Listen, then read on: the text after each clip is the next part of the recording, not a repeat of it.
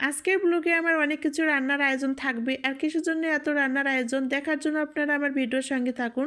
এখানে কিন্তু একটা রাজহাঁস কিনা হয়েছে, আর রাজহাঁসটাও কিন্তু মাশাআল্লাহ দেখতে অনেক সুন্দর। আর রাজহাঁসের মাংসও কিন্তু আজকে রান্না করা হবে। দেখুন একটা রাজহাঁসটা দেখতে কতটাই সুন্দর। এখন কিন্তু এই রাজহাঁসের লোম পরিষ্কার করার কাজ চলতেছে, আর রাজহাঁসের মাংসও অনেকটাই দেখতে ভালো লেগেছে, মানে মাংস অনেকগুলো হবে। আর দেখুন এখন কিন্তু আরেকটা কাজ চলতেছে, এটা হলো পিঠা বানানোর কাজ। এখানে কিন্তু আমি একটা আন্দাসা বড়ার বেটার তৈরি করে নিয়েছি। আজকে কিন্তু আমি আন্দাসা বড়া বানাবো। কিন্তু আগের ভিডিওতে বলেছিলাম আমাদের বাসায় মেহমান আছে, কিন্তু আজকেও আছে। তাদেরকে আমার হাতের আন্দাসা পিঠা খাওয়াবো বলে আমি তেলে যে ভাজতে দিয়ে দিলাম। আর কিছুক্ষণ পরে দেখুন অনেক সুন্দরভাবে পিঠাটা ফুলে উঠেছে তেলে। আর এখন আমি পিঠটা উল্টাই দিলাম। মাশাআল্লাহ অনেক সুন্দর পিঠাটা আমার বানানো হয়েছে, এই আন্দাসা বড়া। আর তেল থেকে চাকিয়ে উঠে নিচ্ছি।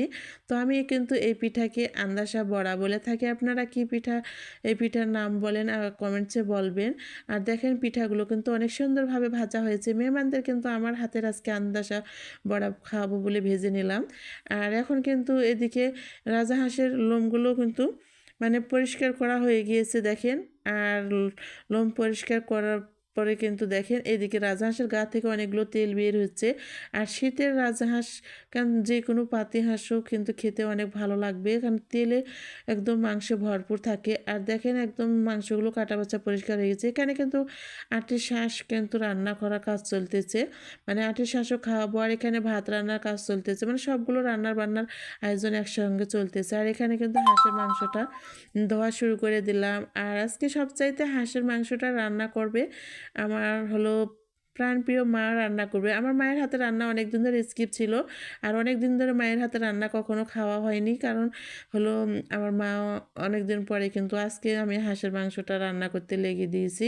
আর মাংসটা সব কিছু মশলা দিয়ে মাখিয়ে নিয়েছি। আর সবচাইতে হচ্ছে আমাদের এদের খোলান ভিটাতে খোলামেলা পরিবেশে আমরা রান্না করব। আর দেখেন মাটির চুলা বানানো হয়েছে আমাদের খোলান ভিটাতে। আর এটা কিন্তু আমাদের বাসার নিচেই কিন্তু ওই যে মাটির চুলা খোলান ভিটাতে আছে। আর এখন চুলাতে আগুন জ্বালিয়ে দেওয়া হয়েছে। আর দেখুন এখন মাংসটা কিন্তু চুলাতে উঠাই দিচ্ছি। দেওয়ার পরে কিন্তু এই যে দেখুন আমার মা কিন্তু এই মাংসটা কিন্তু রান্না ফাইনালি কিন্তু আজকে হাঁসের মাংসটা আমার মা রান্না করতেছে। যে বললাম না অনেক দিন ধরে আমার মায়ের হাতে রান্না স্কিপ ছিল, মানে আমার মায়ের হাতে রান্না খাওয়ার স্বাদই ভুলে গিয়েছিলাম। আর 2015 সালে হঠাৎ করে আমার বাবা স্ট্রোক করে মারা গিয়েছে। আমাদের প্রাণপ্রিয় মা শুধু আমাদের মাঝে বেঁচে আছে।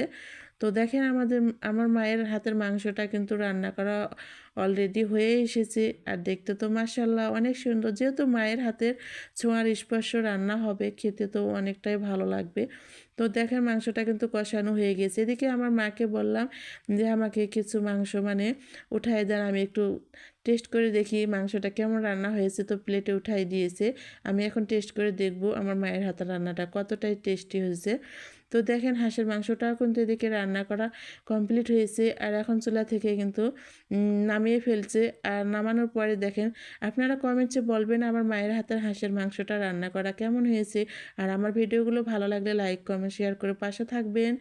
এই যে এখন মাংসগুলো মানে বাটিতে করে উঠাই নেওয়া হচ্ছে। তো আজকে আমার ভিডিওটা এ পর্যন্ত ছিল। সবাই ভালো থাকেন, সবাইকে জানাই দুপুরের জন্য রান্নার আয়োজনের ব্লগে।